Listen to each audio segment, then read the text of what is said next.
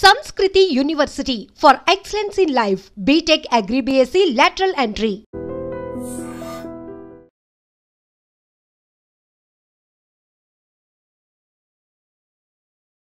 విద్యా బుద్ధులు నేర్పించాల్సిన ఉపాధ్యాయులు కూడా కీచకులుగా మారిపోతున్నారు.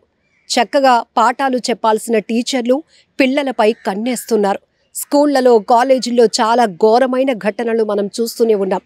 లైంగికంగా వేధించటం, మభ్యపెట్టడం, ర్యాంకులు ఇస్తామని చెప్పి, లేకపోతే సబ్జెక్టుల్లో మీకు మంచి మార్కులు వేస్తాం, మీరు పాస్ అవ్వాలంటే ఇలా రకరకాల కారణాలతో వాళ్ళపైన తీవ్రమైన ఒత్తిడి చేసి లోబర్చుకోవటం, ఇలాంటి ఘటనలు కూడా చూసాం. మరికొన్ని చోట్ల టీచర్లే విద్యార్థినులపై అఘాయిత్యాలకు పాల్పడటం, అత్యాచారాలు చేసిన ఘటనలు కూడా చూస్తూనే ఉన్నాం.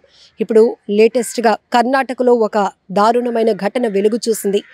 ఒక విద్యార్థినిని లోబర్చుకున్నటువంటి టీచర్ నీకు సబ్జెక్టులో ఉన్నటువంటి డౌట్లు తీరుస్తానని ఆ అమ్మాయిని లోబర్చుకున్నాడు. ఆ తర్వాత బెంగళూరుకి వెళ్దాం, ఇదే ఇంట్లో కూడా నువ్వు చెప్పి మాతో రా అంటూ ఆ అమ్మాయిని తీసుకెళ్లారు. అతను అత్యాచారం చేయడమే కాదు, ఇంకొక టీచర్ కూడా వెళ్ళాడు వాళ్ళతో పాటు.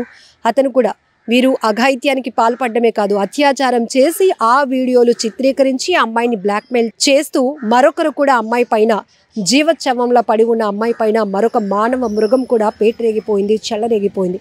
ఇలా ఒకరి తర్వాత మరొకరు అంటూ ఇద్దరు టీచర్లు, మరొక అతను కూడా ఆ అమ్మాయి పైన, విద్యార్థిని పైన అఘాయిత్యానికి పాల్పడ్డారు. అత్యాచారం చేసినటువంటి దారుణమైన ఘటన. అసలు ఏం జరిగింది, కేసుకు సంబంధించి డీటెయిల్స్లోనికి వెళ్దాం. డౌట్లు తీరుస్తామని చెప్పారు, స్టూడెంట్ పై అత్యాచారం చేశారు, ఆ తర్వాత వీడియో కూడా షూట్ చేశారు. కర్ణాటకలో తీవ్ర కలకలం రేపుతోంది ఈ సంచలన ఘటన. ముడుబిద్రే గ్రామానికి చెందిన ఒక కాలేజీలో 19 సంవత్సరాల విద్యార్థిని ఉంది. సబ్జెక్ట్లో డౌట్లు తీరుస్తామని చెప్పి ఆ అమ్మాయితో పరిచయం పెంచుకున్నాడు టీచర్ నరేంద్ర. కాలేజ్ పనిపై బెంగళూరుకు వెళ్తున్నామని నమ్మించి ఆమెను కూడా తమతో పాటు తీసుకెళ్లారు నరేంద్ర, అలాగే ఇంకొక టీచర్ సందీప్ స్నేహితుడైన అనూప్ గదిలో దిగిన తర్వాత ఒంటరిగా ఉన్నప్పుడు స్టూడెంట్పై నరేంద్ర అత్యాచారం చేశాడు. అదంతా వీడియో తీశామని బెదిరించి ఆమెపై అత్యాచారానికి పాల్పడ్డాడు మరో ఉపాధ్యాయుడు సందీప్. అనూప్ సైతం అలాగే బెదిరించాడు. జీవోత్సవంలో పడి ఉన్న ఆ చిన్నారిపై అత్యాచారానికి పాల్పడ్డాడు. ఆ ముగ్గురు మళ్లీ బెదిరిస్తూ ఉండటంతో తల్లిదండ్రుల సాయంతో ఫిర్యాదు చేసింది బాధితురాలు. మహిళా కమిషన్ సూచన మేరకు కేసు నమోదు చేసి నిందితులు ముగ్గురిని కూడా అరెస్టు చేశారు పోలీసులు. ఎంత దారుణాతి దారుణమైన ఘటన. ఈ మధ్య స్కూల్లో, కాలేజీల్లో కూడా పిల్లలకు భద్రత లేకుండా పోతుందంటే ఎటువైపు వెళ్ళిపోతుంది ఈ సొసైటీ? మరి పిల్లల్ని చదువు కోసం బయటకు పంపించాలా వద్దా? వాళ్ళకి ఎంతవరకు సెక్యూరిటీ ఉంది? పాఠాలు చెప్పాల్సిన టీచర్లోనే కీచకులుగా మారిపోతున్నారు అంటే ఇక తల్లిదండ్రులేంటి, విద్యార్థినులు కూడా వాళ్ళ భయభ్రాంతులకు గురవ్వాల్సిన పరిస్థితులు నెలకొంటున్నాయని చెప్పొచ్చు.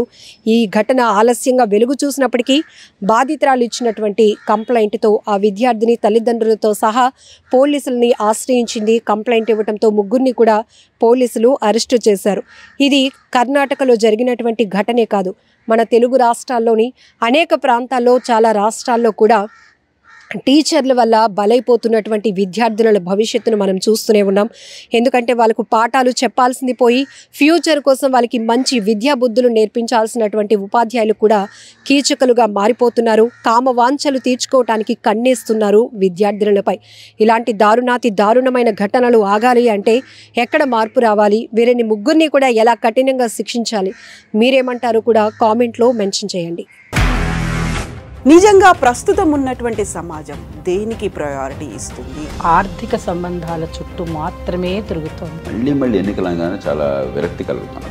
మంచి అనిపిస్తుంది కదా, లేడీస్ కూడా ఛాలెంజింగ్ జాబ్స్ చేసినప్పుడు చాలా బాగుంటది. ఫుడ్ డెలివరీ ఇవ్వటానికి వెళ్ళినటువంటి డెలివరీ బాయ్ అనిల్ పై కళ్ళ ముందు